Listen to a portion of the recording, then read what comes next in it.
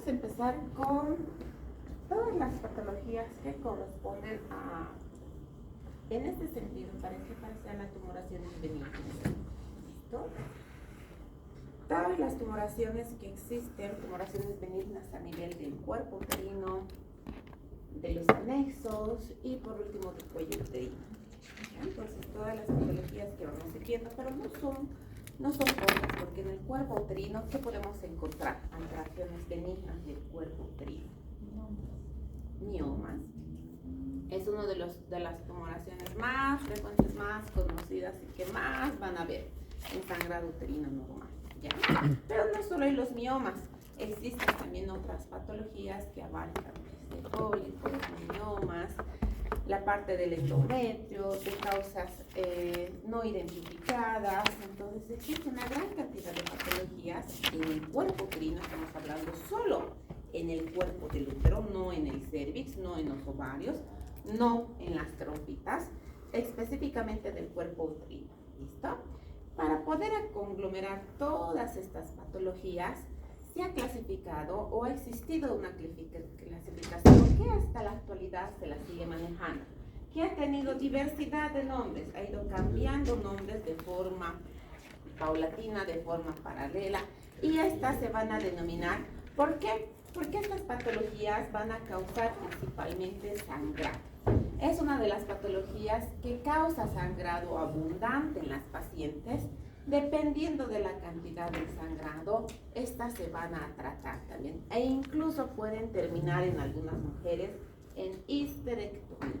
Entonces, para esto se ha clasificado como sangrado uterino anormal, que engloba a esta cantidad de patologías del cuerpo uterino que van a producir, que van a producir sangrado específicamente.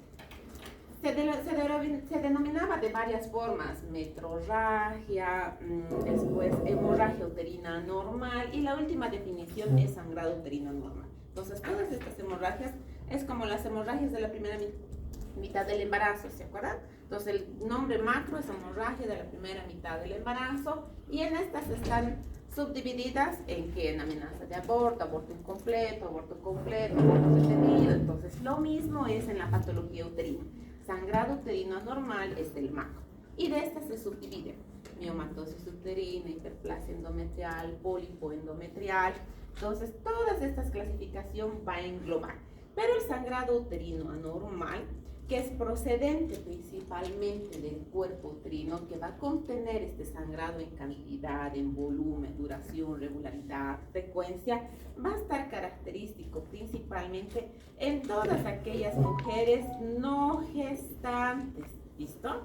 Entonces vamos a denominar sangrado uterino anormal. Sabemos que toda persona o toda paciente mujer femenina, principalmente en edad fértil, si no menstrua, primero que tenemos que realizarle prueba de embarazo. Si empieza a sangrar de forma irregular, ¿qué es lo que tenemos que realizarle? Prueba de embarazo. ¿Por qué? Porque puede que este sangrado sea producto de un aborto. ¿Ya? Entonces tenemos que descartar que este sangrado no esté correlacionado con gestación. Entonces, de igual forma, tenemos que solicitarle primero su prueba de embarazo para descartar que este posible sangrado que tenga la paciente no sea posible de un aborto.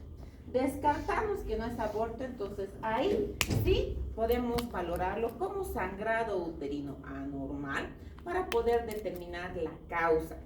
Y se denomina sangrado uterino normal en todas las pacientes no gestantes. No podemos denominar sangrado uterino anormal a una paciente que tiene gestación, ¿ya? Se clasifica el sangrado uterino anormal según su cronología y según su sintomatología en agudo y crónico, y algunos también lo suelen clasificar como sangrado uterino intermitente. El crónico es de bastante tiempo de evolución. Es un sangrado anormal que principalmente se caracteriza por presentar estos sangrados en los últimos 6 meses. Entonces, después de un periodo de 6 meses, los vamos a clasificar como un sangrado uterino anormal crónico. ¿Qué significa? Si esta paciente menstruaba 3 a 4 días, de repente empezó a menstruar 2 semanas, 3 semanas, tuvo sangrado entre menstruación de forma prolongada, su menstruación aparentemente se adelantó y no era producto de la menstruación, entonces tienen sangrados de forma irregular por periodo prolongado. Si este periodo se prolonga en los últimos 6 ciclos, 6 meses, prácticamente, vamos a hablar que estamos tratando de un sangrado uterino normal crónico. ¿Y cuándo lo denominamos agudo?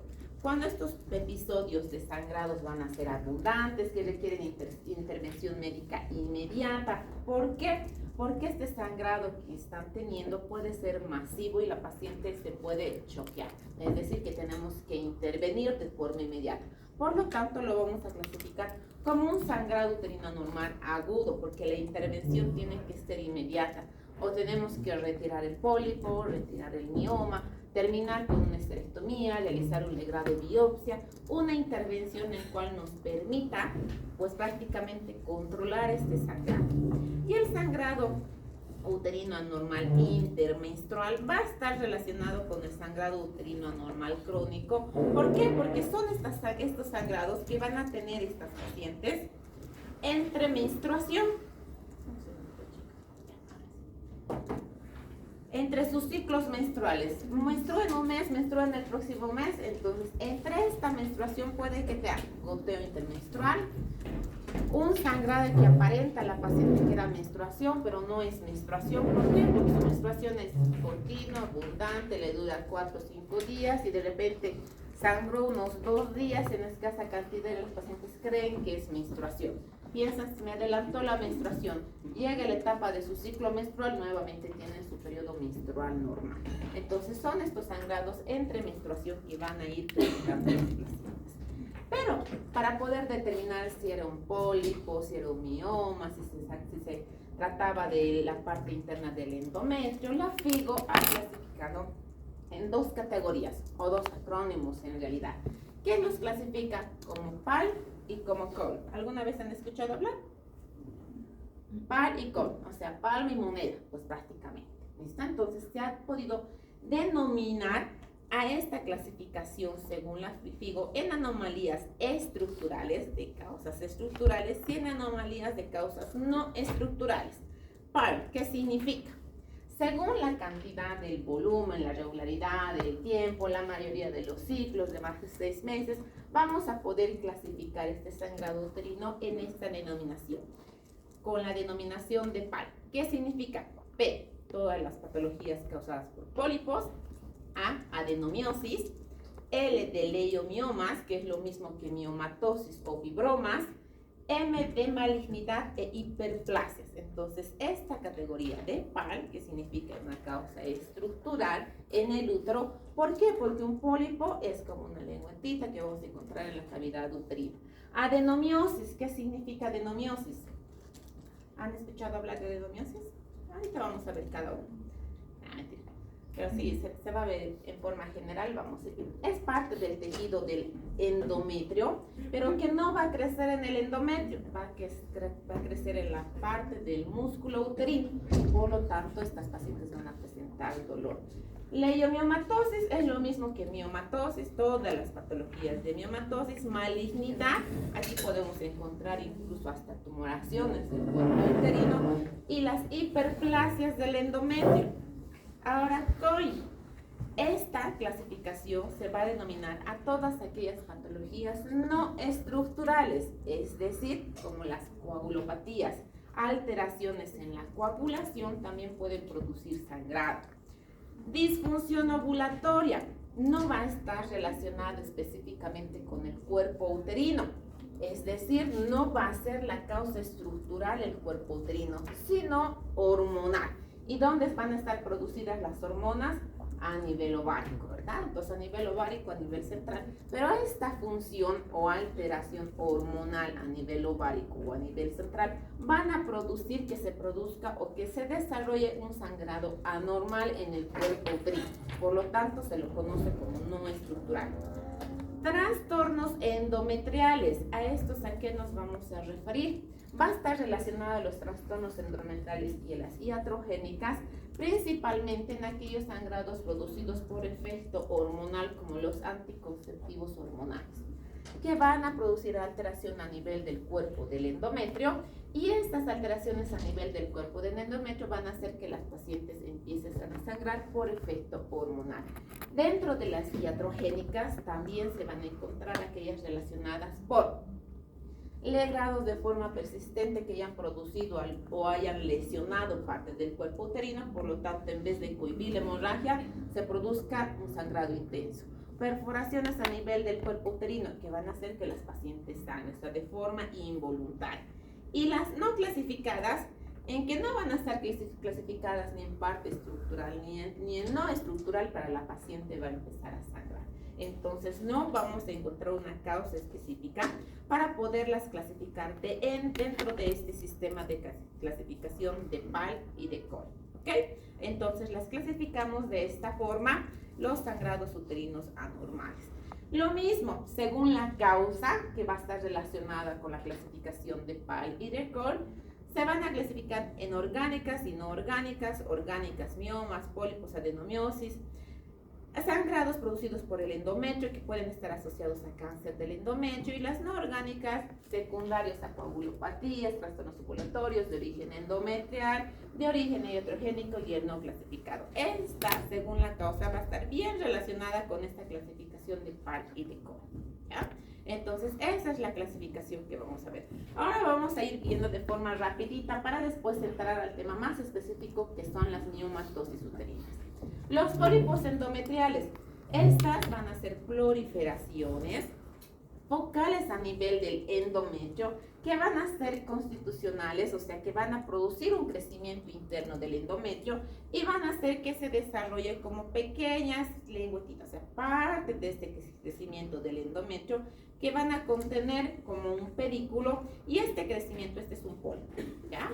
Estos de acá no son pólipos. Este pólipo, que va a estar vascularizado, va a hacer que estas pacientes, por la vascularización, puedan tener hemorragias, incluso hemorragias masivas, ¿ya? Entonces, la forma de presentación en las mujeres de sangrado uterino anormal es variado, puede ser entre un 10 o 15%, no es tan mayor, no es con tanta frecuencia como los miomas uterinos, pero los sangrados que pueden producir estos crecimientos de la parte del endometrio pueden incluso ser masivos, y el origen de que las pacientes entren en un shock hipovolémico. ¿Qué es lo que tenemos que realizar? Sacar el pólipo. Si es un crecimiento del endometrio y es como la úvula, ¿han visto? Cuando se ve la garganta, ¿ven la úvula? Similar es el pólipo. Entonces, el procedimiento que tenemos que realizar es la extracción. Como tiene un pedículo, se lo puede legrar o se lo puede quitar con qué método de diagnóstico y terapéutico. Ya hemos visto la anterior clase, ¿se acuerdan? Entre una camarita, visualiza y lo puede retirar.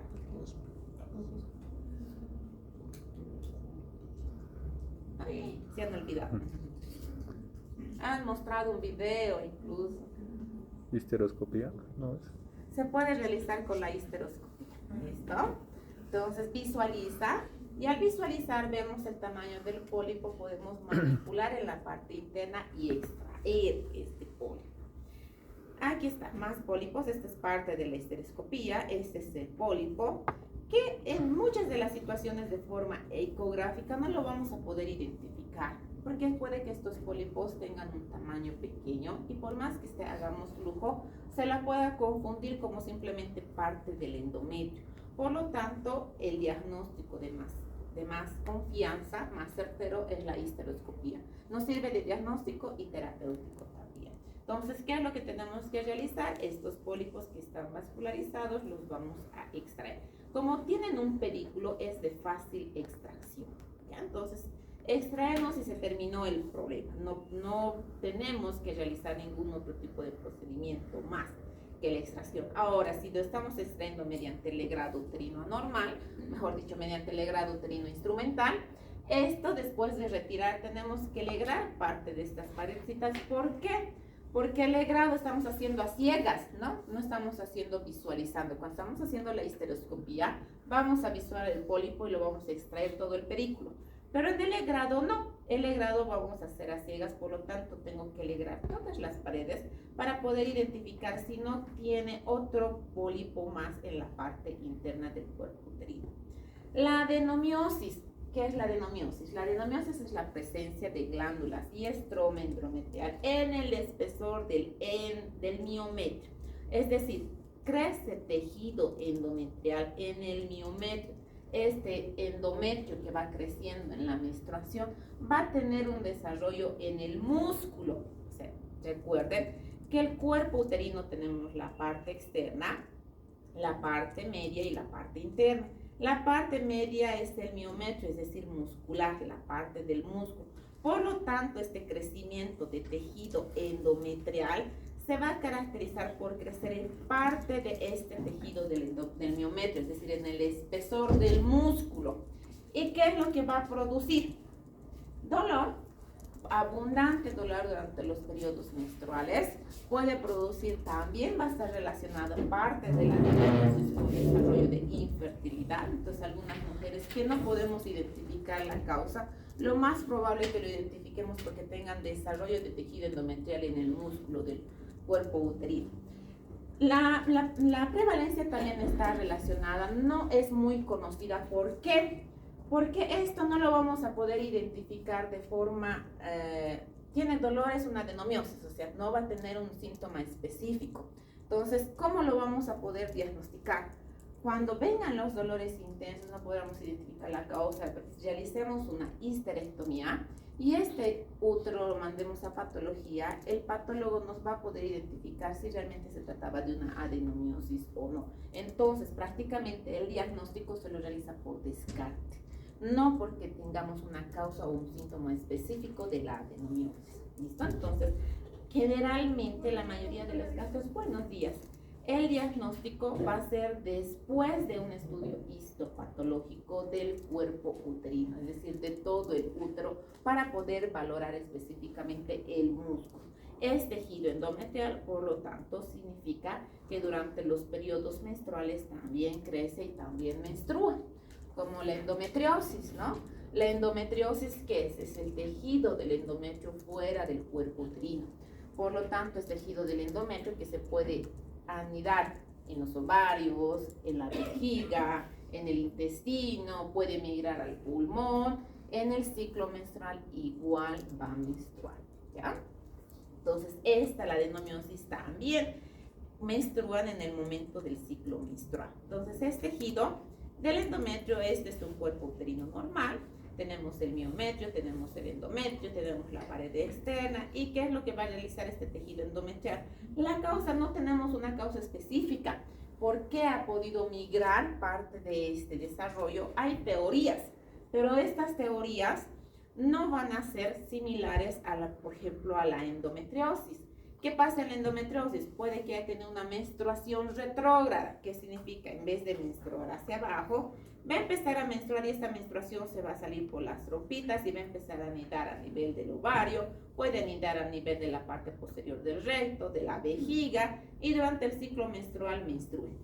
Todo el tejido endometrial que va a ir anidando en otras zonas puede menstruar, pero la adenomiosis no. La adenomiosis, el tejido del endometrio va a estar en el cuerpo uterino, es decir, en el miometrio. Y al estar en la parte del miometrio no existe una menstruación retrógrada. Por lo tanto, este crecimiento del tejido endometrial en la parte interna del músculo es de origen hasta la actualidad desconocido. Teoría simplemente, pero no tenemos una causa específica por qué existe este desarrollo a nivel del tejido del miometrio. Y las seguimos indicando que mejor dicho, para poder descartar que se trata de esto, principalmente es a través de estudio histopatológico del músculo del útero, ¿ya? Los leiomiomas, que lo vamos a ver dentro de un ratito como tema específico, son todo lo que se conoce como miomatosis uterina. Tiene distintos nombres: leiomiomas, miomatosis, fibromas. Entonces son distintos los nombres que se lo ha ido adaptando a la miomatosis uterina. Que estas en grandes rasgos, ahora vamos a ver de forma específica, son de 3 tipos de crecimiento. En la parte externa, que es la serosa, en la parte media también estos son los miomas en la parte serosa, miomas serosos, los miomas que se encuentran a nivel del músculo del útero, es decir, del miometrio, y los miomas que van a crecer a nivel interna del útero, que esos son los miomas mucosos. Serosos, intramurales y mucosos. ¿Listo? De estos 3, ¿cuál creen que es el que sangra más? Los que están en el músculo. ¿Dónde crece el tejido endometrial? Endometrio.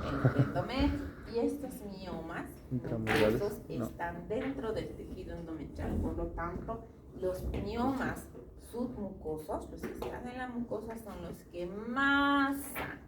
Los intramurales también sangran, porque van a estar parte en lo que es la parte posterior del endometrio, pero los que mayormente sangran en forma abundante son los mucosos. No significa que el intramural no sangre, también sangra, pero de mayor cantidad es el mucoso. El que no vamos a ver sangrado es el subseroso, porque este va a estar en la parte externa, en la parte posterior. ¿Ya? Malignidad hiperplástica o asociados a la malignidad van a ser todo aquel crecimiento del desarrollo endometrial que va a estar asociado a este crecimiento a nivel del endometrio, que va a estar asociado por procesos malignos, es decir, más asociados a cáncer de endometrio.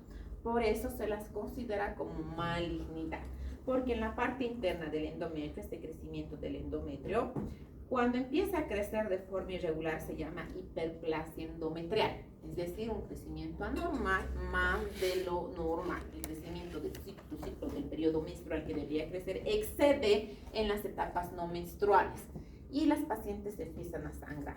Por lo tanto, ¿qué es lo que se tiene que realizar? El grado biopsia, sacar parte de este tejido endometrial y mandarlo a analizar.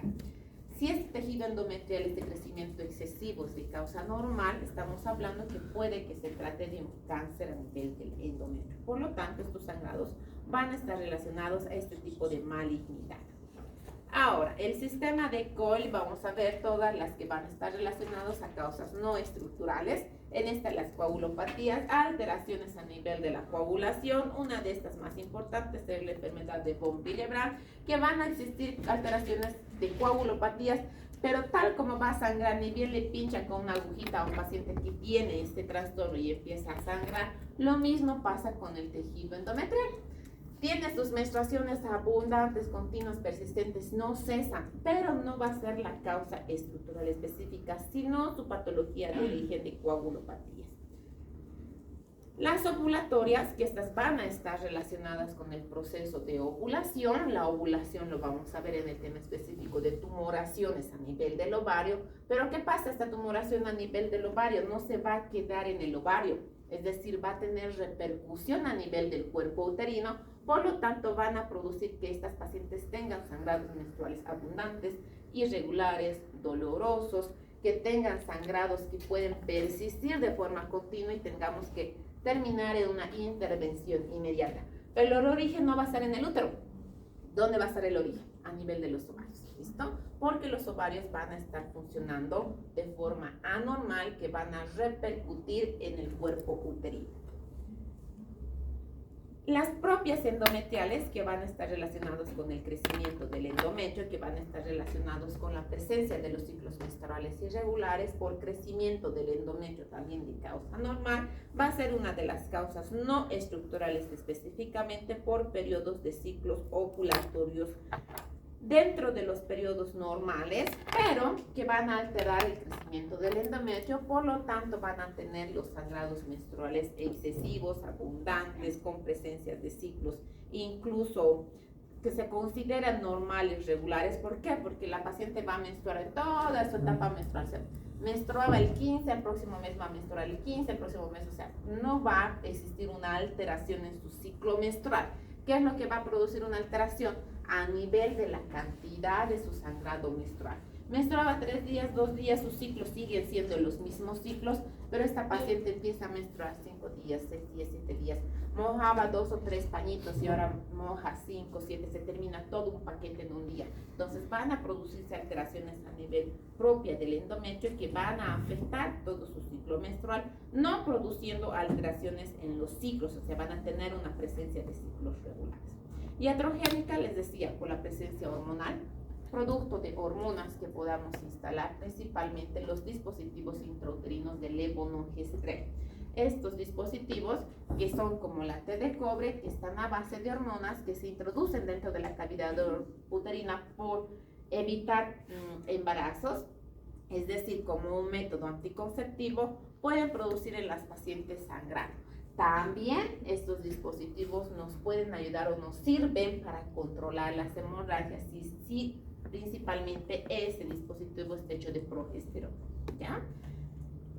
Y las no clasificables, por último, que son las que les indicaba, que no van a estar en ninguna de nuestras categorías ya mencionadas, ni de PAL ni de COL, pero las pacientes sangran. Entonces no las vamos a poder identificar, no las vamos a poder clasificar en ninguna de estas categorías y por eso se las ha denominado como no clasificable, porque no vamos a identificar una causa específica de por qué estas pacientes tenían estos sangrados abundantes, irregulares, persistentes. No vamos a encontrar una causa definida como tal. ¿Listo?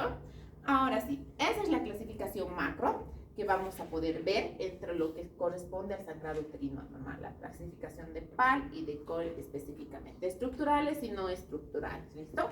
Fácil para que se recuerden, tiene el acrónimo de PAL y de COL para que no se olviden, ¿ya? Pero dentro de esto, el más estudiado o el más visto, o el que vamos a ver por lo menos ahora, después vamos a ir viendo los otros temas, porque les decía, tumoraciones benignas del cuerpo uterino abarca hartos temas. Y ahora vamos a ver específicamente de la leiomiomatosis uterina, o más comúnmente conocida como miomas uterinas. ¿Y qué será la miomatosis uterina o la leiomiomatosis uterina? Se les considera como una neoplasia benigna. ¿Listo? Es una tumoración benigna. Cuando los pacientes vienen, les dicen, tiene miomas, tiene un tumor, piensan que el tumor ya es maligno, ¿no? Todo lo que denominamos como tumor, algunos de los pacientes o la mayoría de los pacientes tiene un sinónimo a cáncer. Pero estas tumoraciones son, como su nombre indica, tumores benignos, que pueden malignizarse en algún momento porque se degeneran, sí, pueden, pero no es el común, no es el patrón denominador común. Entonces son neoplasias benignas. ¿Por qué? Porque van a estar compuestas de músculo liso. ¿Qué es lo que tiene el útero entre sus capas? La parte del miometrio es músculo y este músculo es un músculo liso. Y esta tumoración es el crecimiento de este músculo liso. ¿Han visto las pelotas de básquet, las de fútbol y golpean y salen chinchones? Sí. Es lo mismo los miomas uterinos. Estos son crecimientos, son tumoraciones del cuerpo uterino que van a estar específicamente desarrollados de este músculo liso, que nacen a nivel del miometrio. Por lo tanto, el crecimiento de la miomatosis uterina no es del endometrio, ¿listo? Es del músculo liso. Se los conoce como miomas uterinos y su constancia o su consistencia en realidad es fibrosa, dado que tiene abundante colágeno. Por eso se los ha denominado como fibromas también. Y ahí viene la denominación de varios nombres. Dentro de estas sus denominaciones tenemos desde mioma, fibroma, fibromioma, fibroide. Entonces todas estas denominaciones es como un denominador, o sea, son denominadas, son sinónimos de la miomatosis uterina o de la leiomiomatosis uterina. ¿Y de dónde viene su origen? Su origen va a venir de este tumor benigno, que va a ser crecimiento del músculo liso. Por eso el nombre de mio, músculo, y oma, tumor. Entonces, un mioma es un tumor benigno del músculo liso, que también va a estar asociado a tejido conjuntivo, que este tejido conjuntivo le va a dar el sostén y va a formar como una pseudocápsula, es decir, lo va a encapsular a este crecimiento de la miomatosis uterina. Entonces, tenemos varias denominaciones, les decía, si en su pregunta, bueno, si en su pregunta de examen hablamos de mioma, fibroma, fibroide, fibromioma, entonces nos estamos refiriendo a lo mismo, estamos refiriendo que se trata de una miomatosis o un leomiomatosis uterina. La epidemiología. Los miomas pueden empezar a crecer su desarrollo incluso en la etapa de la pubertad, incluso en el desarrollo del inicio de los ciclos menstruales. Puede empezar a crecer. Esto no es común que tenga un crecimiento a esta etapa. ¿Por qué? Porque la miomatosis uterina, este crecimiento a nivel del músculo, se va a deber a un efecto hormonal, ¿ya? Y este efecto hormonal, ¿a qué hormona creen que se deba?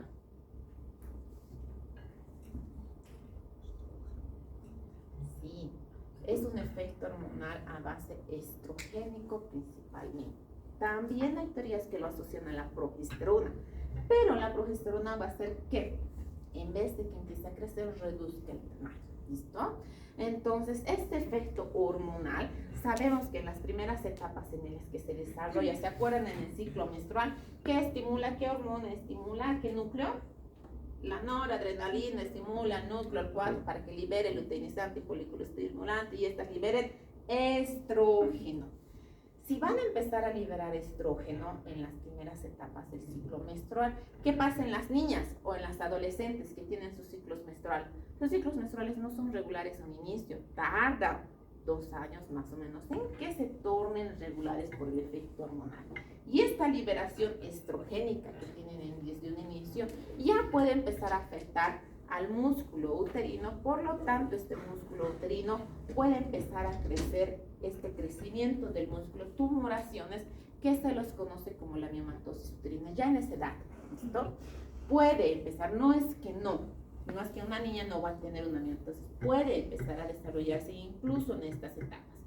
Pero la mayoría de los miomatosis los vamos a poder identificar o discriminar en realidad ya en la etapa adulta. ¿Por qué? Porque el crecimiento es a partir del músculo, de un músculo. Entonces va a empezar a crecer este crecimiento a nivel interno del músculo y la sintomatología no va a ser evidente. Puede que tengan su mioma de 10 centímetros y no tengan ningún síntoma las pacientes. ¿Por qué? Porque este crecimiento puede estar fuera de la pared, en la serosa, en el músculo o en la parte interna asociada al endometrio. ¿Listo? Por lo tanto, la sintomatología la vamos a empezar a identificar en la etapa adulta o cuando las pacientes quieran gestar, no puedan gestar o de repente tengan abortos repetitivos. ¿Por qué? Si yo tengo una tumoración que va a estar creciendo en la parte del miometrio, ¿deformará el útero o no? ¿Qué creen? Va a deformarlo el útero. O sea, la estructura interna, la parte del endometrio que debería estar así lineal, bien bonito, va a empezar a crecer un tumor y va a deformar la parte interna del útero. Por lo tanto, estas tumoraciones también van a estar asociadas con infertilidad, con abortos repetitivos, con sangrados anormales por el crecimiento excesivo que puedan tener estos miomas. ¿Listo? La incidencia entre el 25 y el 35% de todas las mujeres de más de 30 años tienen miomas uterinos. Una de las causas principales sí es estrogénica. ¿Qué pasará? ¿Alguna vez han escuchado hablar de este término que dice si no crecen hijos, si no crías hijos, crías miomas, algo así? ¿Nunca han escuchado hablar? ¿No han escuchado? Si son solteras, treintonas, no han tenido hijos, nunca se han embarazado, lo más probable es que tengas miomas. ¿Por qué? ¿Qué es lo que reduce el efecto estrogénico? ¿Qué hormona hace que se inhiba el estrógeno de forma normal? Ya, la progesterona. ¿Y qué hormona hace que se eleve la progesterona de forma permanente? Gonadotrofina, curiosamente. Eso, el embarazo, la hormona del embarazo, la beta-HCG, ¿se acuerdan del ciclo menstrual? Se libera el estrógeno, empieza a crecer el estrógeno, después está la progesterona, cae la progesterona y la paciente menstrua. Pero ¿qué pasa en el embarazo? Se está elevando el estrógeno, empieza a bajar el estrógeno porque sube la progesterona. Se embarazó, esta progesterona sigue por la hormona del embarazo. La progesterona es el pro de gestación por la beta-HCG. Entonces hay estímulo del embarazo y la progesterona persiste. Y el estrógeno aumento no. Se inhibió, desaparece durante todo el embarazo el estrógeno. No hay estrógeno durante todo el embarazo. O sea, no es que no haya, ¿no? Sino la evolución hormonal del estrógeno se inhibe. Por lo tanto, el efecto hace que este estímulo estrogénico que hace que crezca el mioma no esté presente. Pero si esta paciente nunca se embarazó, nunca tuvo el estímulo hormonal del embarazo, ¿qué pasa con el estrógeno? ¿Se inhibe o no? No, va a seguir. Por lo tanto, como los miomas crecen a efecto estrogénico, empiezan a desarrollarse los miomas, ¿ya? Entonces ahorita vamos a ver esta parte. Pero es común que lo encontremos en pacientes mayores de 30 años, principalmente que no han gestado, que no han tenido embarazos o que no han tenido embarazos a término. Lo más probable es que tengan desarrollo de miomas. Debemos pensar una causa probable. Están presentes entre un 20 y 25% de las mujeres en etapa reproductiva y se pueden encontrar en diversas partes del útero, es decir, del cuerpo uterino. Lo más frecuente de presentación se ha podido identificar que un 50% de este crecimiento de los miomas está asociado a la raza negra específicamente. Las mujeres de este tipo de raza tienen mayor tendencia a crecimiento de miomas. Un origen específico no tenemos, pero se ha visto que la mayor incidencia del crecimiento de los miomas es en esta raza. Te decía, se desconoce la causa específica inicial del crecimiento. ¿Por qué este músculo va a empezar a crecer? Por efecto estrogénico. O sea, el estrógeno le va a afectar y va a empezar a crecer un mioma. Pero ¿por qué no crecen miomas en los otros músculos? En los músculos sabemos que todo el cuerpo está lleno de músculos, ¿verdad? Entonces el músculo de las piernitas, el músculo de los brazos, tienen también músculo liso específicamente. Pero ¿por qué no crece si es efecto estrogénico? ¿Por qué no crece el mioma ahí? Entonces no se puede identificar específicamente por qué la miomatosis como tal, por el efecto estrogénico, va a crecer específicamente en el músculo del útero.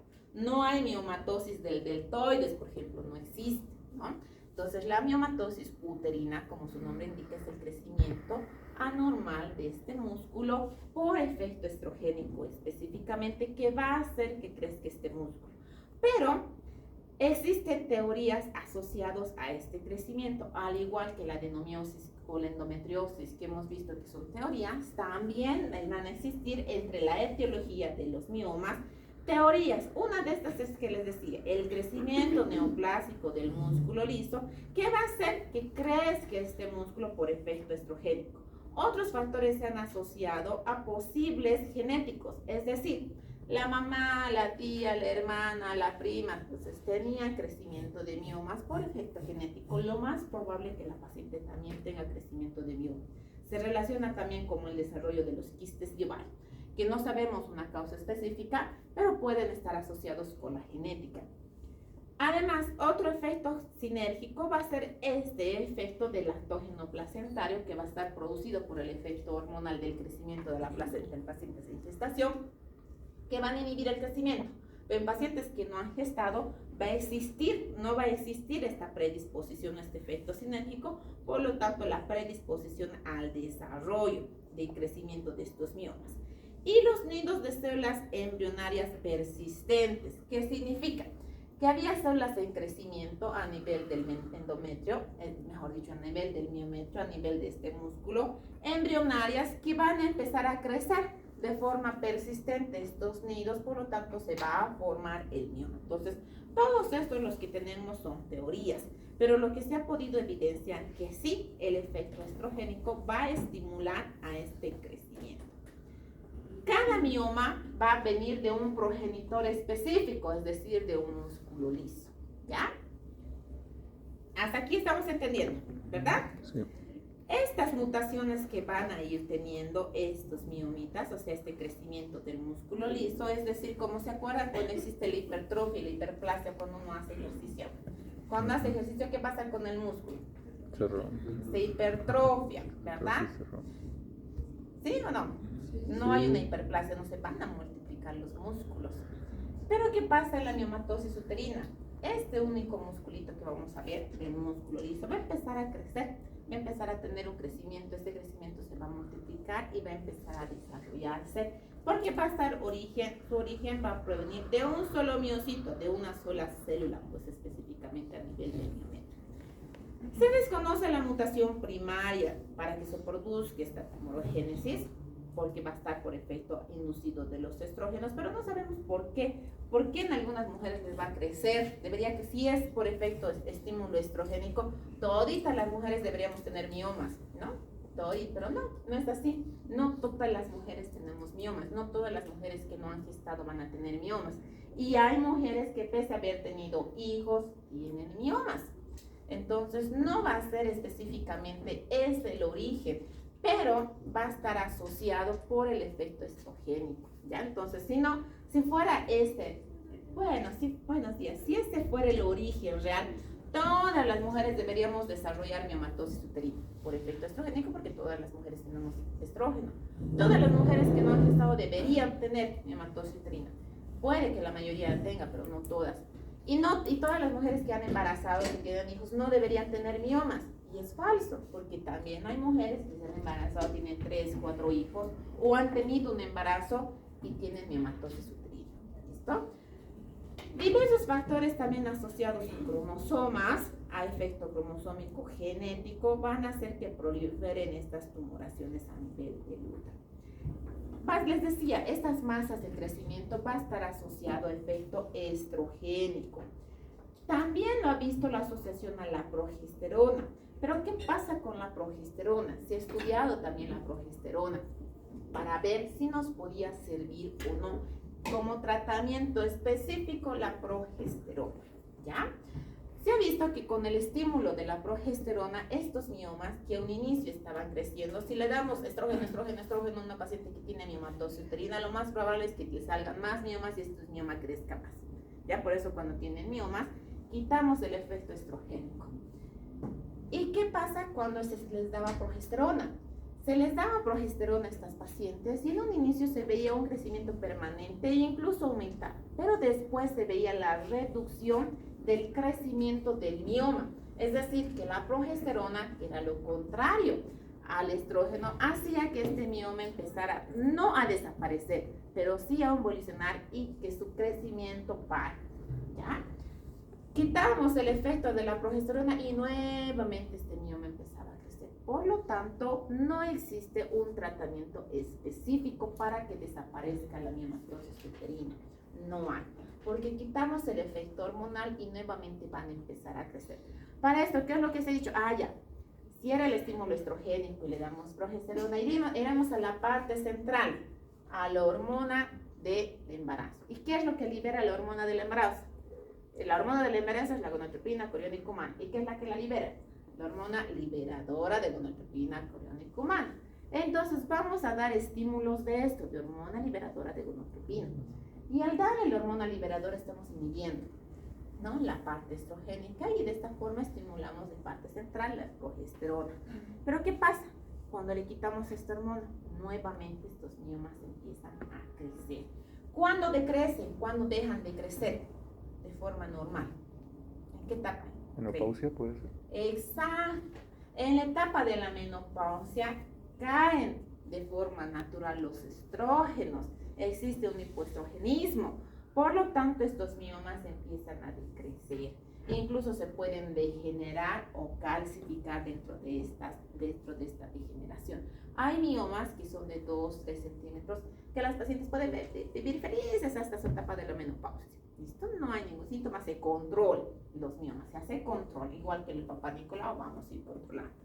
Pero si pese la etapa de la menopausia este mioma sigue creciendo, ahí debemos intervenir. O cuando estos miomas durante la etapa de la fertilidad producen sangrados, hemorragias abundantes, ciclos menstruales dolorosos, persistentes, no gesta esta paciente. Entonces ya tenemos que ver, ¿será lo mismo tratar una paciente en etapa fértil con miomatosis uterina que no ha tenido hijos y una paciente en etapa fértil con miomatosis uterina que sí ha tenido hijos? ¿Creen que el tratamiento va a ser lo mismo? No, porque uno no ha gestado y va a tener deseo de gestación y tiene miomas. Y la otra ya gestó, tiene 4, 5 hijos, sigue su etapa fértil, pero tiene miomas. Entonces es distinta cómo vamos a ver, cómo las vamos a clasificar y cómo las vamos a tratar a cada una de estas pacientes. Por lo tanto, sabemos que el efecto estrogénico va a hacer que crezca, que se fije estos miomas, que crezcan mayormente. Pacientes obesas, pacientes que tienen un índice de masa corporal mayor, también él va a tener mayor estímulo de crecimiento. ¿Por qué? ¿Dónde se alberga el estrógeno? En la grasita, ¿no? Entonces, si tiene un índice de masa corporal mayor, va a albergar más estrógeno.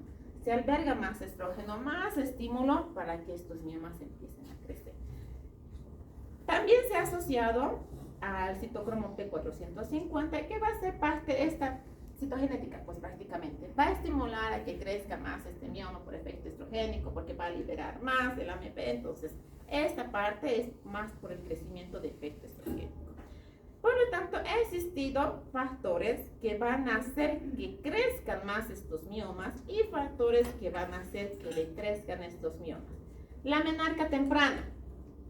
Si una niña tenía que menstruar a los 14, 15 años y de repente menstrua a los 8, 9 años, ¿tiene mayor efecto estrogénico o no? Sí. Sí, porque empezaba a menstruar más temprano. Si empezó a menstruar más temprano, significa que su menarca temprana va a hacer que tenga más temprana edad de efecto estrogénico, por lo tanto, mayor factor de riesgo de que desarrolle miomas por la etapa temprana que empezó a menstruar. Por lo tanto, la menarca es un factor de incremento por la exposición estrogénica que estas pacientes tengan miomas. ¿Qué más? Índice de masa corporal elevado, les decía. ¿Por qué? Porque en la grasita se va a albergar estrógeno. Si se alberga en la grasita estrógeno, más exposición de que estas pacientes puedan desarrollar miomas. Paridad afectada, ¿qué significa? No tiene hijitos. Si no tiene hijitos, su efecto estrogénico nunca se inhibió. Por lo tanto, mayor riesgo de que tenga miomatosis o que desarrolle miomatosis uterina. Raza afroestadounidense, les decía, ¿no? 50% de las mujeres de raza negra afroestadounidense o afroamericanas, mayor predisposición a que desarrolle miomatosis uterina. Uso de anticonceptivos orales combinados, principalmente por efecto estrogénico. Tiene estrógenos, no he tenido hijos, le sigo dando estrógenos, por lo tanto, esta paciente el riesgo de que me desarrolle miomatosis uterina. ¿Qué pasa con la posmenopausia? ¿Será que va a afectar al crecimiento? No, por lo tanto, es un efecto que haga que el efecto hipoestrogénico más bien decrezca. Entonces, no va a ser un estímulo para que crezca el mioma. Mayor paridad, tiene mayor cantidad de hijos, por lo tanto, ¿qué va a hacer? El efecto estrogénico va a disminuir, el efecto de que desarrolle miomas va a ser bajo. Pero también tienen las pacientes con hijitos, se ha visto que tienen. Anticonceptivos hormonales, principalmente a base de progesterona. Va a ser si la progesterona inhibe el estrógeno, entonces va a servir como un factor protector para que se produzca el decremento del desarrollo de la miomatosis uterina. ¿Listo? Y a esto va el efecto de la progesterona. No está clara específicamente la acción por el efecto de estrógeno, progesterona, por qué solo en el músculo del útero, por qué solo crece en ese músculo, por qué solo en algunas mujeres, en otras mujeres no, en mujeres que han gestado, en mujeres que no han gestado, pero el efecto de la progesterona va a ayudar para que decrezca o inhiba este crecimiento, pues prácticamente de la miomatosis uterina. Pero si le quitamos la progesterona, igual va a seguir creciendo estos miomas. Por lo tanto, se van a vincular con las progesteronas micronizadas o las progesteronas naturales, como la medroxiprogesterona, que va a ayudar a estos depósitos que tienen a que se produzca un decremento o por lo menos estimule y que pare el crecimiento de esta miomatosis uterina. ¿Listo? Entonces, la clasificación, les decíamos, se clasifican las miomatosis uterinas en 3 tipos. ¿Cuáles son estos 3 tipos? Subseroso, submucoso e intramural. Subseroso, que van a estar en la parte de la serosa. ¿Listo? En la parte de la serosa, este crecimiento generalmente va a estar asociado con un pedículo. ¿Ya? Porque si este crece de un músculo, que está creciendo de un único músculo, significa que empezó a crecer en esta parte, pero este músculo migró y no va a estar añadido a la pared. Tienen comúnmente las miomatosis subserosos crecimiento pedicular, es decir, como el pólipo, y van a crecer. Esto lo que están viendo aquí es el mioma. ¿Listo? Tiene una frecuencia de presentación de un 10 a un 15%, no es tan predisponente. ¿Cuál tiene mayor presentación? El intramural. El intramural, su crecimiento es aquí, este que están viendo acá, en este subseroso. Aquí está, este es el intramural. Este que ven acá, esta es la serosa. Miren, viene la serosa, aquí está el crecimiento subseroso del mioma. Acá tiene su pedículo. Comúnmente vamos a encontrar pediculados los subserosos. El intramural, que va a estar creciendo dentro del músculo, es decir, propiamente en medio de la pared uterina. Esos son los de mayor frecuencia de presentación. Entre un 60 o 70% tienen crecimiento. Si tiene mioma, lo más probable es que esté en intramural. ¿Y cuál es el que más sangra?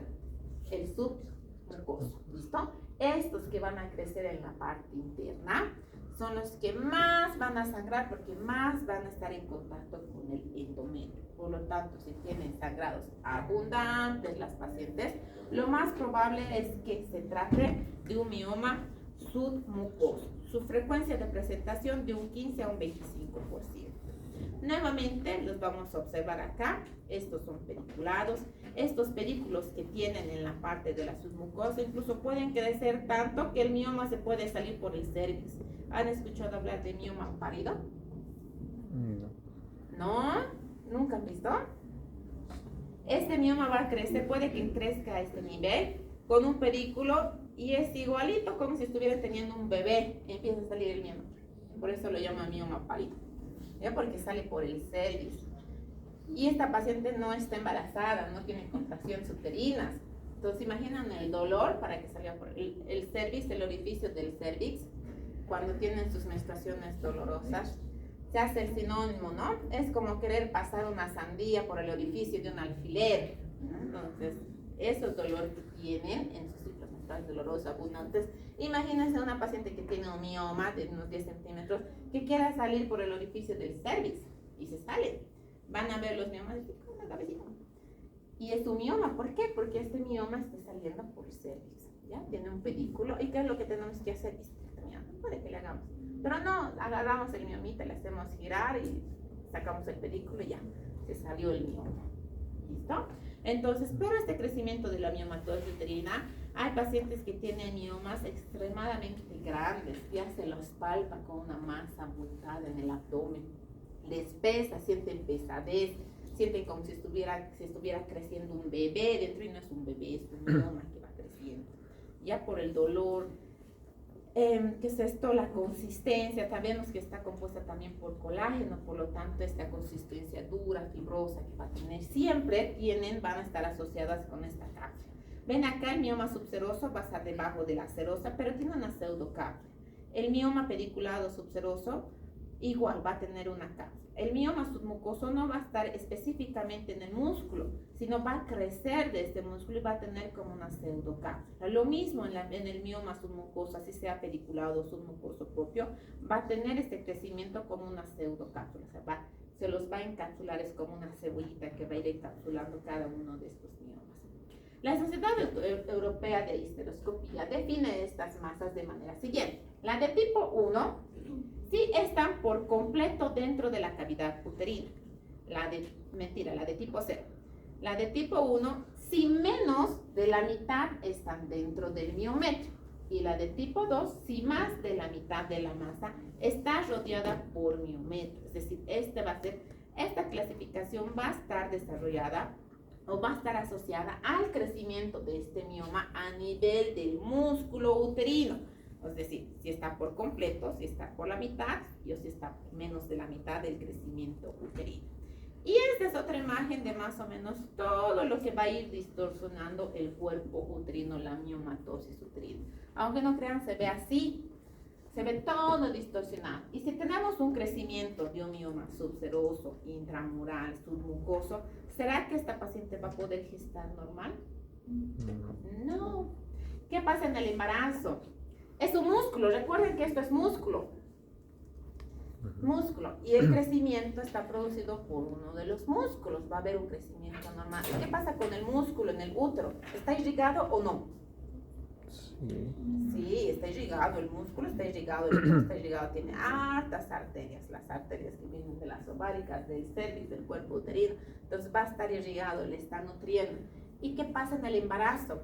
¿Será que deja de irrigarse o aumenta la irrigación en el músculo uterino? Aumenta la irrigación. Aumenta. Entonces, ¿qué pasará con este mioma? ¿Será que deja de crecer?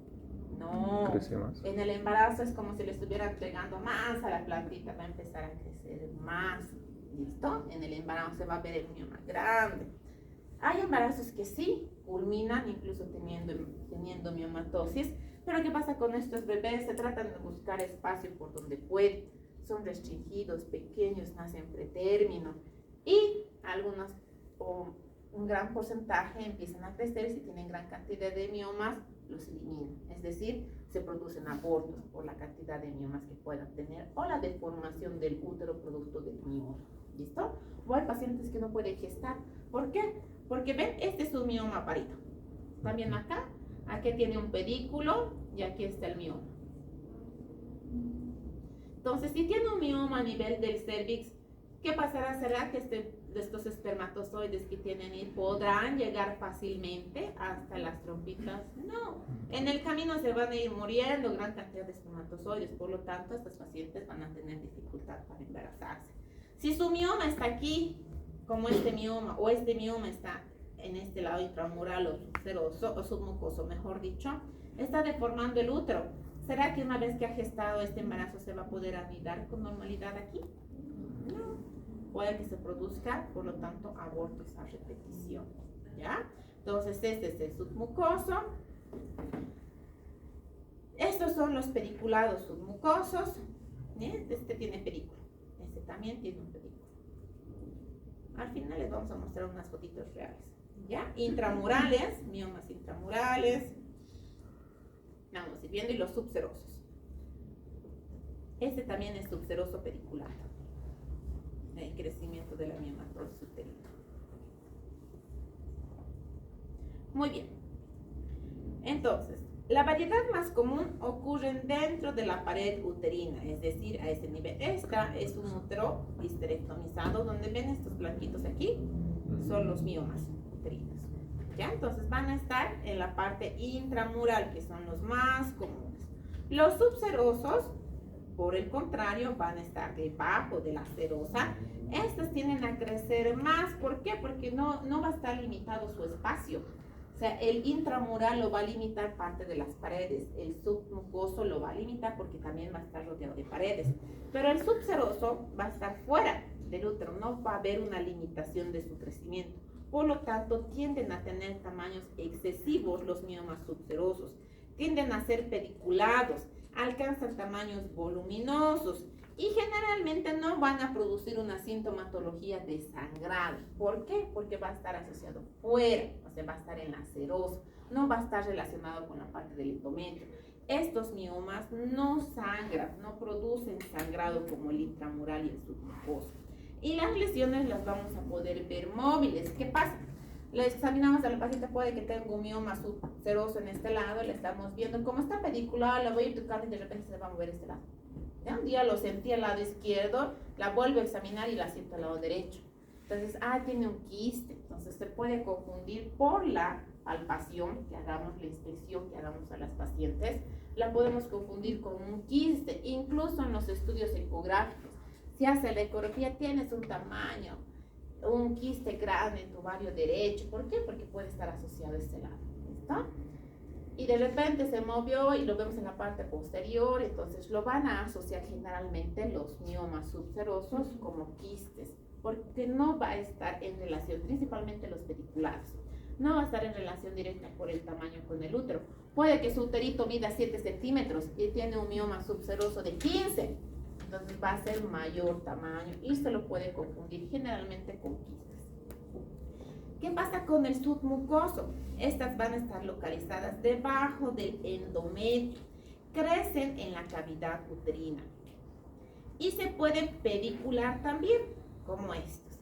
Si se pediculan, o sea, si tienen un pedículo, un crecimiento pedicular, pueden empezar a crecer y salir a través del orificio cervical. Los que salen a través del orificio cervical se los conoce como miomas páridos, ¿ya? Es decir, en vez de parir un bebé, parió un mioma. Macroscópicamente, ¿cómo los vamos a ver? Que van a contener este músculo liso, son de consistencia sólida, pueden tener un color rosa pálido, un color nacarado, van a estar encapsulados. La vascularización desde localización periférica, por este motivo la parte central del mioma es susceptible a cambios degenerativos. Si estamos hablando que es de un crecimiento y va a estar rodeado de músculo y va a estar vascularizado, la vascularización va a venir desde la parte externa y va a tener menor vascularización en la parte interna, el mioma, ¿listo? Porque toda la vascularización va a estar alrededor. Si la vascularización va a estar alrededor y la parte interna va a tener menor cantidad de vascularización, es decir, no va a estar tan irrigado, mientras más va a crecer a la parte externa, no a la parte central. La parte central se va a contener de tener menor irrigación. Por lo tanto, al tener menor irrigación en esta parte central, estos miomas se pueden regenerar, es decir, se pueden disolver, en pocas palabras, ¿listo? Tienen cambios degenerativos. En la parte microscópica los vamos a ver que van a estar compuestas por estos músculos lisos, de estas fibras musculares, que van a tener un patrón entrelazado. Va a ser un crecimiento de este músculo, va a empezar a crecer y no va a ser un patrón ordenado, sino un patrón totalmente distorsionado. Las células van a ser uniformes y van a tener una distinta cantidad de tejido conectivo, como estamos viendo acá. ¿Listo? ¿Qué va a pasar con estos cambios degenerativos? Estos cambios degenerativos de estos miomas que se van a producir principalmente en la parte central. ¿Por qué? Porque esta parte central va a estar carente de vascularidad. El mioma por sí solo no tiene vascularidad. ¿Quién es los que lo nutren? El cuerpo uterino. ¿Listo? El cuerpo uterino lo va a nutrir de vascularidad. Y el mioma en la parte central se va a quedar sin vascularidad, es decir, no va a tener esta irrigación principalmente en esta región. Por lo tanto, a partir de esta región se van a producir estos cambios degenerativos que pueden ser en la mayoría benignos, pero se han visto algunos cambios malignos. ¿En qué edad más frecuente se van a producir esta degeneración? En la edad de la menopausia, porque ya no va a tener el efecto hormonal. No tiene el efecto hormonal, el mismo útero va a empezar a decrecer, no va a tener la misma cantidad de irrigación, por lo tanto, a partir de los 40 años, estos miomas van a empezar a decrecer o van a empezar a producirse estos cambios. ¿Cuáles son estos cambios degenerativos? Pueden producirse edema, que este va a ser el resultado de la obstrucción venosa al tumor y por lo tanto se va a tornar en un tumor reblandecido, ya no va a tener esa consistencia dura, fibrosa, sino se va a formar este edema por este cambio degenerativo. Se puede atrofiar, ¿en qué etapa? En la menopausia. No va a tener el efecto hormonal estrogénico, entonces va a empezar a decrecer, no le va a nutrir el efecto del estrógeno, entonces puede empezar a decrecer e incluso calcificarse. Degeneración hialina, que es la más frecuente de todas las degeneraciones secundarias, y el tejido conjuntivo normal es sustituido por un material hialino acelular y son de color blanco, amarillentas, de aspecto gelatinoso, que ocurre frecuentemente en los miomas subserosos, la degeneración hialina. Es como una gelatinita en realidad. Esta que estamos viendo acá es una muestra de una sección de una degeneración hialina. ¿Ven acá? O sea, es como gelatina la degeneración que va a ir teniendo del mioma. La degeneración quística, este tumor se va a empezar a tornar una forma quística. Recuerden que tiene una pseudocápsula y va a aparentar como si fueran formaciones de quistes estos tumores. ¿Por qué? Por la degeneración que se va a ir transformando desde la cavidad interna. Va a existir líquido y la licuefacción sigue a la extrema hialinización. Es decir, si este mioma que se estaba degenerando de forma hialina, que estaba tornando como una gelatinita, se va a ir degenerando más y va a formar mi degeneración quística. O sea, ya no va a contener pues prácticamente este músculo liso y va a contener más líquido. Eso se denomina degeneración quística y lo vamos a ver como pequeños quistes o como quistes dentro del útero, pero no son quistes, es el mioma que se degeneró. Degeneración infecciosa, cuando estos miomas son mucosos se predisponen o se infectan con bacterias, va a proceder a una infección a nivel del mioma, por lo tanto va a infectarse a nivel de ¿qué? Del canal genital inferior. El canal genital inferior ascendió las bacterias, este se estaba degenerando y por lo tanto se infectó. Si se infectó va a tener una degeneración infecciosa. Tratamiento, si es infección, ¿con qué hacemos? Antibióticos. Antibióticos, le tenemos que dar antibióticos. La necrosis de los miomas en un 10% de todos los miomas es independiente de su localización. La necrosis puede aparecer en relación con la menstruación y es más frecuente durante el embarazo, ¿ya? En el periodo del puerperio, la ingesta de derivados como el cornezuelo de centeno, ¿esto qué va a pasar durante el embarazo? En la etapa final, en realidad, del embarazo, no en las primeras etapas del embarazo. ¿Qué pasa?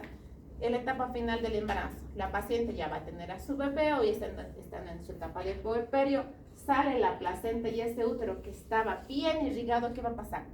Ya no tiene la irrigación que tenía anteriormente. Por lo tanto, estos miomas, si son pequeños, se pueden empezar a necrosar por falta de esta vascularización abundante que tenía anteriormente. Y es así como se va a necrosar, pues prácticamente por la falta de irrigación de estos miomas uterinos. La degeneración grasa, que es una consecuencia también de la degeneración hialina o de la necrosis bien avanzada, que el tumor es blando con aspecto de adipocitos, no va a tener este aspecto de tumoración necrosa, sino va a tener más este aspecto amarillento. Y la degeneración con calcificaciones, esta se va a producir también en la etapa principalmente de la menopausia, que en vez de degenerarse se va a calcificar. Se va a ir produciendo disminución del tamaño y se va a calcificar. Y en realidad vamos a encontrar miomas calcificados ya en la etapa postmenopáusica.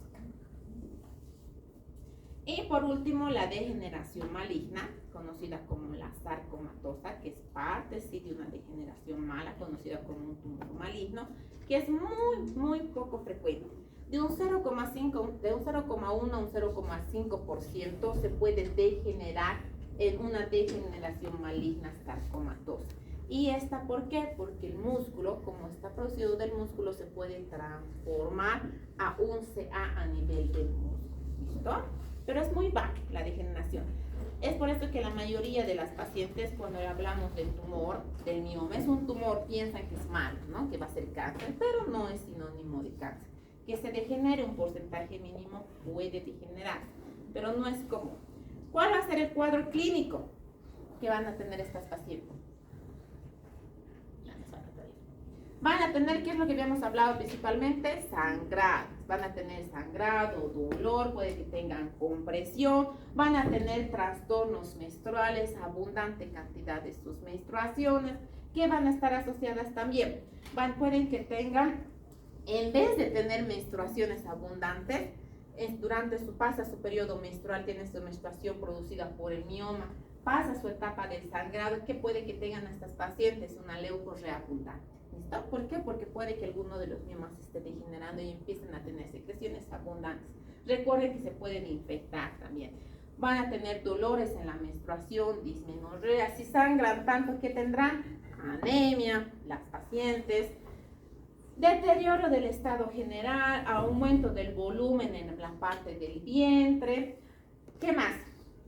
Vamos a palpar tumoraciones a nivel del vientre cuando estos tienen crecimiento excesivo. Recuerden, pero es que estas pacientes no están en gestación. Si están en gestación, solo vamos a poder identificar desde la primera etapa de la gestación. Pero no están en gestación, el útero, ¿cuánto mide? ¿No? Y si tienen sus miomas grandes, vamos a encontrar un útero aumentado de tamaño, vamos a encontrar tumoraciones palpables a nivel del útero. En el tacto bimanual se va a poder localizar y palpar estos tumores. El sangrado es el síntoma más común que presentan las pacientes, que puede ocurrir un patrón de hemorragia anormal. Es decir, menstruó, su menstruación le puede durar 2 semanas, 3 semanas, dejó de menstruar, nuevamente le vino la etapa de su ciclo menstrual, empezó su menstruación, pero como tiene los miomas, sigue sangrando la señora. ¿Ya? Entonces, pueden tener estos periodos de estos sangrados anormales. Es por eso que la miomatosis uterina es una de las causas principales del sangrado uterino anormal. No es normal que sangre tanto las pacientes. Lo más típico son sus menstruaciones prolongadas y excesivas.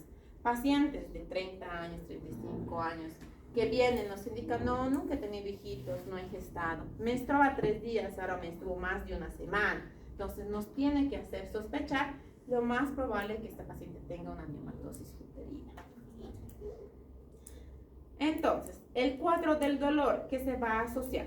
Un mioma que no está complicado, que está un subseroso, pues prácticamente no va a producir dolor porque está fuera de la serosa, no va a producir un dolor específico tipo cólico menstrual. Puede que tengan un dolor agudo los miomas cuando estos tienen pedículos y se tuercen. Si se van a torcer, es igual que la torsión de un quiste de ovario. Entonces sí va a producir dolor porque va a dar esta compresión que va a tener al torcerse este pedículo. ¿Qué va a pasar? Como en el quiste de ovario, puede que se rompa un vaso y empiece a sangrar por dentro. Puede que se empiece a producir necrosis, pero no, pues lo vamos a hacer, solo se va a necrosar el mioma. No, ¿qué más se va a necrosar? El útero, porque va a estar asociado al útero, por lo tanto le va a producir dolor.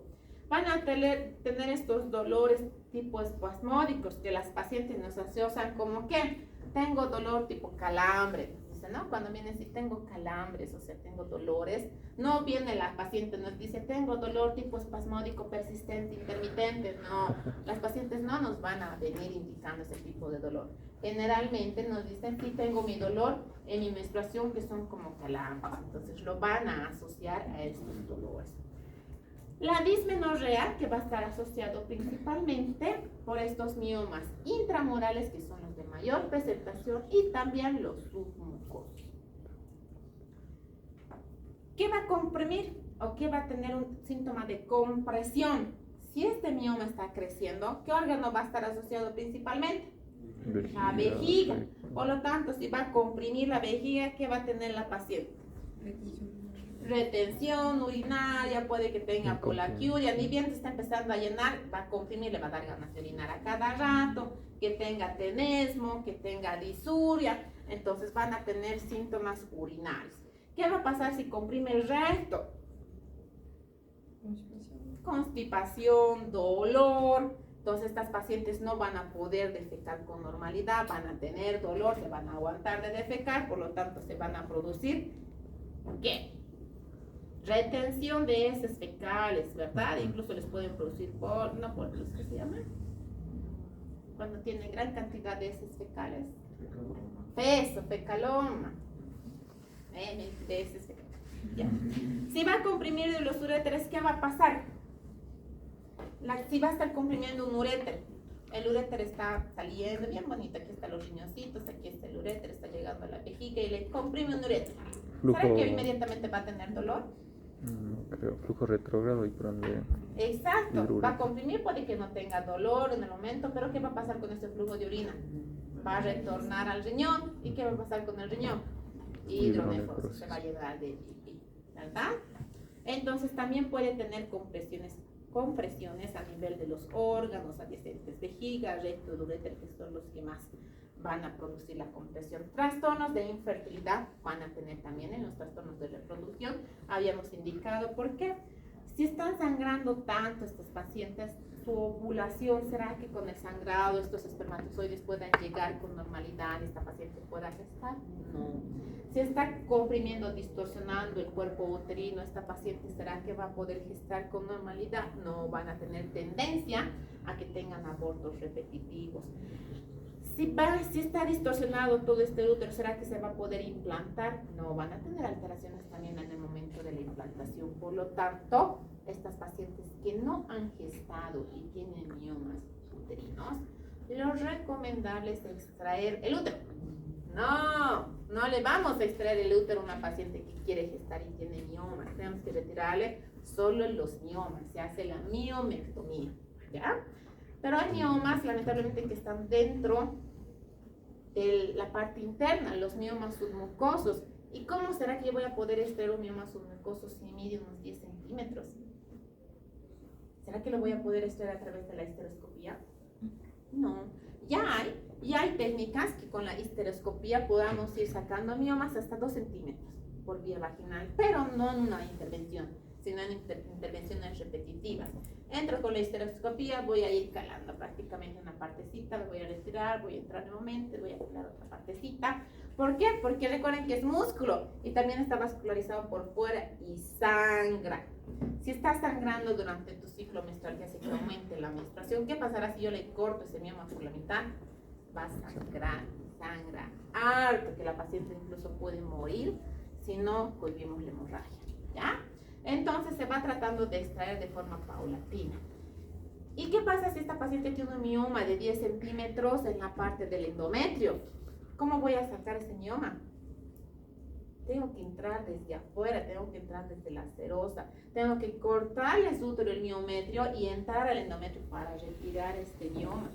Y se tiene que regenerar este endometrio, se tiene que regenerar este músculo. Por lo tanto, esta paciente que estaba deseando gestar no va a poder gestar por lo menos en un año hasta que se reponga este útero nuevamente. Y si sigue teniendo efecto estrogénico, no significa que le he retirado el mioma y nunca más le va a salir los miomas. No, puede que siga teniendo efecto hormonal y tenga nuevamente crecimiento de miomas. Si sigue recibiendo efecto estrogénico, ¿será que va a poder gestar? No, porque el efecto estrogénico contradice al efecto hormonal. Por lo tanto, son pacientes que entran en una terapia prolongada, pero que pueden gestar, sí pueden gestar. ¿Listo? Les decía, aumenta la frecuencia de abortos, de partos pretérminos, de productos con retraso con restricción de crecimiento. Entonces, en el diagnóstico, ¿qué vamos a hacer? El diagnóstico, viene la señora, no ha gestado, o si ha gestado nos indica que tiene sangrados abundantes. Lo primero que tenemos que hacer es una buena historia clínica. Más del 50% de nuestros diagnósticos salen con la historia clínica bien detallada, ¿listo? Entonces, tenemos que hacer una buena anamnesis, preguntar los ciclos menstruales, su cantidad de gestaciones, porque hay pacientes que nunca han gestado y hay pacientes que sí han tenido gestaciones, han tenido abortos. Entonces, o han tenido partos, o han tenido cesáreas. Tenemos que poder identificar a través de la historia clínica sus ciclos menstruales, cómo han sido. Y los estudios complementarios, ¿no? Tenemos una gran cantidad de estudios complementarios. Desde aquí sí me servirá pedirle análisis de sangre o no. Sí, por la anemia. Eso, si está sangrando, ¿qué es lo que primero tengo que identificar? Si tiene anemia o no, si le voy a reponer sangre o no. Porque puede que haya sangrado 6 meses, sea un sangrado uterino anormal crónico, se ha compensado y esta señora esté viviendo feliz con 6 de hemoglobina. No esté caminando feliz porque se compensó después de tanto tiempo. ¿Y qué significa si tiene 6 de hemoglobina? Yo le tengo que transfundir. Antes de hacerle cualquier tipo de intervención, tengo que transfundir sangre a la señora. Entonces, aquí sí es importante que veamos la hemática, la analítica sanguínea. Ecografía, la ecografía transvaginal, que es la que más nos va a ayudar a poder identificar principalmente los miomas. Podemos solicitarle la radiografía, la histerosalpingografía, en caso de que tenga miomas pequeños en la parte interna. Si tiene miomas de 1 centímetro submucosos, los voy a poder retirar a través del legado porque son pequeños. La laparoscopía para poder identificar miomas subserosos y la histeroscopía para los miomas submucosos. Por lo tanto, se va a basar principalmente el diagnóstico en datos principales de la historia clínica, sobre todo en la detección a través del examen físico, en el tacto vaginal y el tacto bimanual, el aumento del tamaño uterino. ¿Ya? Entonces, al hacer el tacto vaginal, vamos a poder identificar con el tacto bimanual si este útero está aumentado de tamaño o no. Si la paciente viene sangrando, tiene un sangrado, sí, tengo mis menstruaciones abundantes, sangro 2 semanas, 1 semana, ¿qué es lo que primero? Y no está embarazada, ¿qué es lo primero que tengo que pensar? Tiene un sangrado uterino anormal. Ahora, del sangrado uterino anormal, ¿qué era lo que tenía que pensar? Causas estructurales y no estructurales. Estructurales teníamos desde pólipos, miomas, entonces la parte del crecimiento del endometrio, entonces ya tengo una gran gama que puedo descartar. ¿Y cómo voy a descartar? Si le hago tacto vaginal y siento una masa irregular, grande, medio que se mueve, el tamaño del útero máximo, si esta paciente no ha gestado, tiene que tener 7 centímetros, este útero mide 10, 15 centímetros. ¿Será que voy a pensar en un pólipo? No. No, el pólipo no va a hacer que el útero crezca tanto. ¿Qué voy a pensar? Que se trata probablemente de un mioma uterino. ¿Listo? Entonces es la forma que tengo que ir descartando las causas de los sangrados anormales. A la palpación abdominal que voy a encontrar una consistencia dura, unos contornos que pueden ser regulares o pueden ser también irregulares. Recuerden que si son varios miomas va a ser irregular. Si es un mioma que está intramural, el útero va a crecer más de lo normal, va a distorsionar la parte interna, pero la parte externa va a seguir teniendo ese tamaño. Por lo tanto, voy a encontrar un tamaño uterino aumentado. Pues si son miomas que van a estar subserosos, estos van a ser móviles. Y si son subserosos, no se va a encontrar dolor, no van a ser dolorosos en ese momento. ¿Cuándo los miomas van a doler? No están estrangulados. Cuando si van a torcer, obviamente les va a producir dolor, pero la menstruación va a aumentar la vascularidad, por lo tanto, sí les va a producir dolor. Entonces, a la exploración física, después de mi anamnesis, de toda mi anamnesis, yo voy a encontrar mi útero a través del tacto, mi manual, y me va a dar ya casi un 95% de mi diagnóstico. Solo con la historia clínica y con el examen físico yo ya voy a poder tener un diagnóstico presuntivo. ¿Cómo lo voy a confirmar? Con mis estudios de complementación de imagen y de laboratorio voy a poder complementar, y todo lo he hecho con la clínica. ¿Listo? No viene la señora, sí señora, hágase una ecografía, y ni la toqué. Entonces tengo que hacerle el examen físico correspondiente, principalmente el tacto bimanual, para poder identificar este tamaño uterino. Si bien puede que sea un mioma, si yo toco los anexos, también puede que se trate de un quiste, ¿no? Porque recuerden que el mioma subseroso, si está pediculado, se va a movilizar, ¿ya? Entonces, a través del examen físico y la historia clínica bien hecha, yo ya puedo identificar mis diagnósticos como tal. Diagnósticos de imagen, ya estamos terminando. Va a estar asociado a ultrasonografía, ecografías, histeroscopías. Podemos utilizar también la resonancia magnética y la tomografía, pero con la ecografía vamos a poder identificar esto que están viendo aquí. Esto ya es un mioma. Les vamos a mostrar más imágenes. La ecografía o la ultrasonografía transvaginal y la abdominal son los métodos de diagnóstico que nos van a ayudar. No necesitamos de otro estudio de diagnóstico de complementación más complicado. Con la ecografía sí nos va a servir bastante de ayuda en nuestro examen físico y nuestra historia clínica para poder llegar al diagnóstico del mioma. No necesito pedirle de entrada una tomografía, no, porque con la ecografía voy a poder realizar el diagnóstico. ¿Listo? La histeroscopía nos va a poder ayudar a hacer el diagnóstico de los miomas submucosos. Si estos miomas principalmente son pequeños y están en la mucosa, los voy a poder diagnosticar con la histeroscopía, al igual que el pólipo. Y si miden 1 o 2 centímetros, lo voy a poder extraer a través de la histeroscopía. Diagnósticos diferenciales, ¿con qué lo voy a realizar?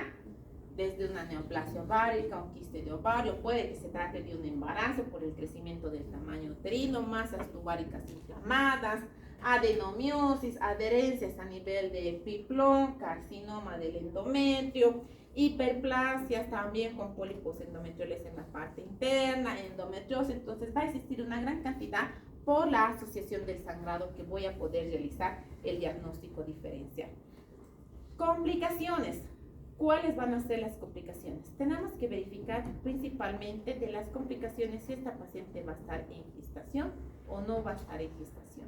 Si va a estar en gestación, estos miomas van a tender a crecer, van a aumentar de tamaño. El riesgo en el embarazo es que estos terminen con su embarazo, que terminen con abortos, tienen embarazos mayores, que tengan partos pretéritos, que tengan restricción de crecimiento uterino, que en el momento de la cirugía, porque si tiene un mioma grande y está distorsionando el útero, ¿será que este bebecito va a poder nacer por parto vaginal si tiene un mioma dentro del músculo y ha aumentado el tamaño de la irrigación? No, es difícil que puedan tener un parto vaginal, por lo tanto generalmente terminan en cesárea. Y si terminan en cesárea tenemos que hacer la incisión de Pfannenstiel y tienen sus miomas. Y en el embarazo, por el embarazo, estos miomas irrigan más. ¿Qué pasará si yo le corto? Va a sangrar. ¿Listo? Sangra abundante, harto sangre.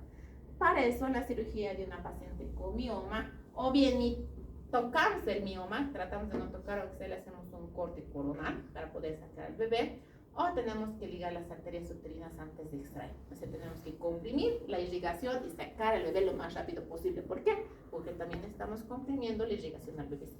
¿Ya? Entonces, no son cirugías simples, en realidad son cirugías complicadas. ¿Y qué pasa si no está embarazada? Todos los trastornos que hemos visto, anemia, obstrucción, hidronefrosis, o sea, todas las complicaciones que van a presentar en una paciente que no está en gestación.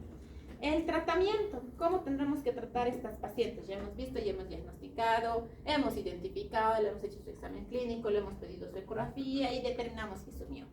Entonces, ¿qué conducta vamos a tratar con estas pacientes?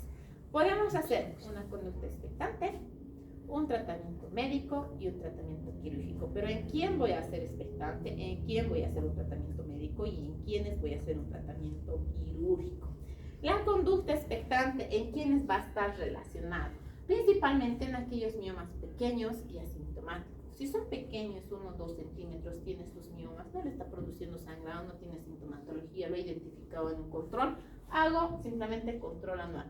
Voy identificando porque puede que no crezcan más estos miomas y esta paciente entra en la etapa de menopausia y se degenera y no tengo que realizarle ningún tipo de intervención. ¿Qué pasa en las pacientes principalmente que están en gestación? ¿Será que yo voy a poder extraer este mioma cuando la paciente está en gestación? No, tengo que observar, tengo que hacer expectante, mi tratamiento expectante hasta que culmine el embarazo. Ha habido casos, lamentablemente, en que en el momento de la gestación se veía que el mioma estaba creciendo más, crecía más el mioma que la propia gestación y se ha tratado de intervenir. No se ha tratado, se ha intervenido en realidad. No hace mucho, hace unos 5 años creo que es el último caso, allá en la maternidad. Se ha intervenido durante la gestación tratar de extraer este mioma. Se ha extraído el mioma, ay sí, todo, qué bien se ha extraído el mioma durante el embarazo, extracción del mioma. A los 2 días, COVID fetal. Murió el bebecito. ¿Listo? Entonces, no se recomienda extraer los miomas durante la gestación porque están bastante vascularizados. ¿Ya? Uno, que puede producir hemorragia abundante, que afecta la calidad de vida de la mamá, pone en riesgo de mortalidad materna y posteriormente riesgo de mortalidad fetal. ¿Ya? Entonces, no está recomendado en ningún tipo de gestación extraer el mioma, así sea la gestación de los primeros meses del embarazo. Seguimos con miomas expectantes, pues prácticamente en las pacientes que están entrando en la etapa de menopausia identificamos miomas. Si está entrando a la etapa de menopausia, significa que ya no va a tener más estrógenos, por lo tanto no tengo la necesidad de hacer ningún tipo de intervención. Simplemente sus exámenes periódicos, anuales, sus exámenes pélvicos de forma anual para poder identificar si después de la menopausia este mioma sigue creciendo o no. El tratamiento médico, ¿en qué va a consistir? En todas aquellas pacientes que ya empiezan a tener sintomatología, pero sintomatologías menores. Es decir, voy a utilizar tratamiento paliativo. Si tiene dolor, utilizaré AINES, anticonceptivos hormonales combinados principalmente a base de progesterona para controlar sus ciclos menstruales y estos miomas que le están produciendo síntomas menores empiece a controlar, ¿ya? Pero no voy a inhibir su etapa menstrual, porque si yo le doy de entrada progesterona a grandes dosis, ¿qué va a pasar? Va a simular una gestación, por lo tanto esta paciente no va a menstruar más, ¿no? Es parte también de unos métodos anticonceptivos. La inyección trimestral tiene progesterona. El implante subdérmico tiene progesterona, por lo tanto las pacientes que utilizan estos métodos se inhibe la ovulación y no menstruan.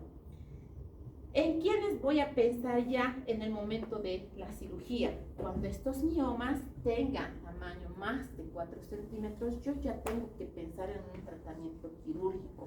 O tengo un mioma de 2 centímetros y le produzca hemorragias abundantes, persistentes. No la voy a ver a la paciente 3 semanas menstruar, 1 semana descansar y otra vez 3 semanas menstruar y tiene un mioma de 2 centímetros, ¿no? Entonces, si la sintomatología aumentó, incrementó, independientemente del tamaño del tumor, yo tengo que intervenir de forma quirúrgica. Pero mi intervención de forma quirúrgica va a estar asociada a la paridad de la paciente. Entonces, el tratamiento médico, si voy a utilizar progesterona, va va a inhibir todo su ciclo. Entonces, ¿qué es lo que tengo que pensar? En la forma más central. ¿Cuál habíamos hablado que es la forma central? Los agonistas de la hormona liberadora de gonadotropina, que van a hacer que tenga un efecto hipoestrogénico. Por lo tanto, si tiene un efecto hipoestrogénico, va a disminuir el volumen de un mioma de un 30 hasta un 60%. Si disminuye el volumen del mioma, ¿qué pasará con su sintomatología? También va a disminuir la sintomatología. Pero este efecto es importante, ¿por qué? Porque si una vez que yo le retiro, nuevamente este mioma va a empezar a crecer. Y si utilizo grandes dosis de hormonas, de agonistas de la hormona liberadora de gonadotropina, ¿qué va a pasar? Que esta paciente, al tener hipoestrogenismo, ¿qué pasará con la masa ósea? También se va a empezar a degenerar, va a empezar a descalcificarse esta paciente, y tendencia a la pérdida de la masa ósea, tendencia a las pacientes que tengan fracturas, es decir, la estoy volviendo menopáusica a esta paciente, en pocas palabras, por el efecto hipoestrogénico. Porque ¿qué pasa en la menopausia? No tenemos estrógeno de forma normal, pero si esta paciente tenía su ciclo menstrual normal y yo le estoy estimulando con hormonas para que no tenga estrógenos, la estoy volviendo una paciente menopáusica médica. ¿Listo? Para que disminuya su efecto estrogénico. Por lo tanto, ¿qué va a pasar? Toda la sintomatología que viene con la menopausia. ¿Ya? Estos son los análogos de la GnRH que van a producir, que se produce la disminución del efecto estrogénico. Ya estamos terminando, por favor, no nos quedaremos aquí. El tratamiento, nos vamos a pasar al tratamiento quirúrgico. El tratamiento quirúrgico va a depender principalmente, les decía, de la paridad de las pacientes. Estas pacientes que tienen abundantes sangrados, dolores persistentes, miomas grandes de más de 4 centímetros, crecimientos rápidos, excesivos, que van a producir síntomas de compresión, yo ya tengo que pensar en tratamiento quirúrgico. ¿Y en qué se va a basar? Si no tiene hijos y quiere paridad, tengo que pensar en extraer solo el miomectomía. Si ya tiene la cantidad de hijos o ya está en la menopausia y todavía persisten los miomas, significa que ya no va a tener hijos, tengo que pensar en una histerectomía. La miomectomía la puedo hacer por laparotomía o por laparoscopía, dependiendo del tamaño del mioma, y puedo utilizar la técnica de histeroscopía en aquellos miomas pequeños submucosos. Entonces, depende mucho de la cirugía y tratamiento médico definitivo y el conservador. El conservador, miomectomía a través de la laparotomía o laparoscopía, y definitivo, la histerectomía.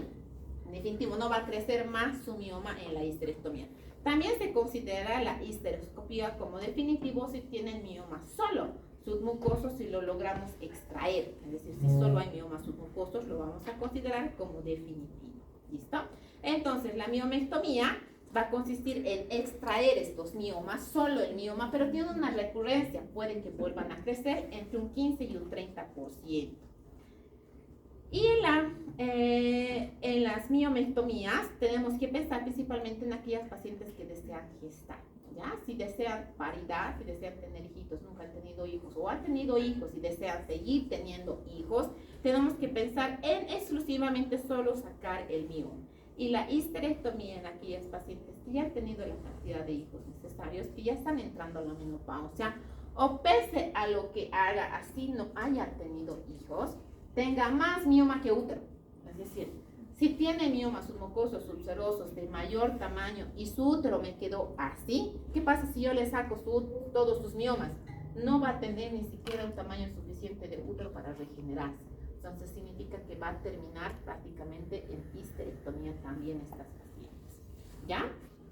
Tenemos indicaciones que van a estar asociadas principalmente al tamaño, al dolor, a la cantidad del sangrado, a la anemia crónica que van a presentar estas pacientes, para que yo pueda pensar principalmente, y la edad y la paridad en estas pacientes, en realizar una histerectomía total.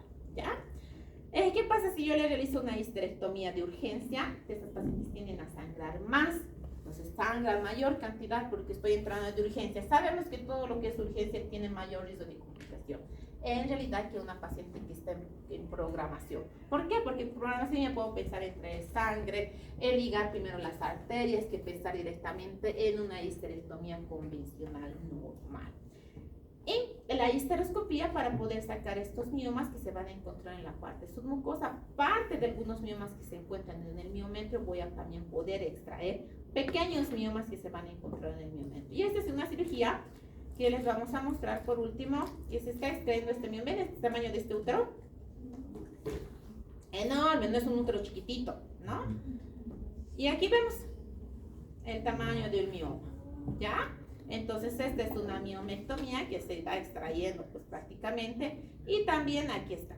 Y aquí se quedó el uterito, aquí está la trompita, aquí está el ovario, pues prácticamente, y se extrajo solo el mioma. Una paciente que quería gestar y hemos extraído solo el mioma. ¿Listo? Eso es todo, chicos. Este es un mioma de casi 11 centímetros. Más grande que su útero. ¿Verdad? Ay. Muy bien, eso es todo. Nos vemos en la próxima clase. La luz, por favor, si me lo pueden prender. Alguien.